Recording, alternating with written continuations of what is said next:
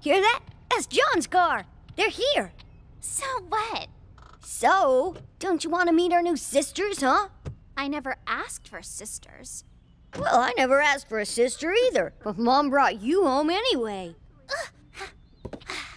Oh, aren't you glad she did? I'm fabulous! Of course you are. Maxwell? Sabrina?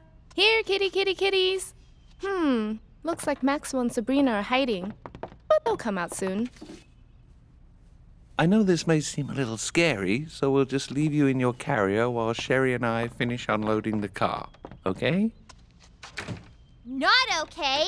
I want out now. Ha. Very clever. You must be Kiki.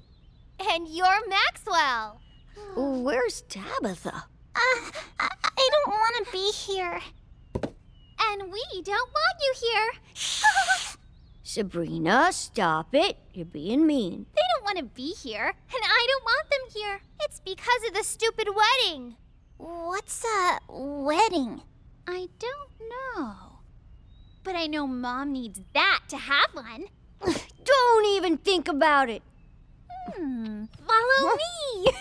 I want to help. Hey, no, don't!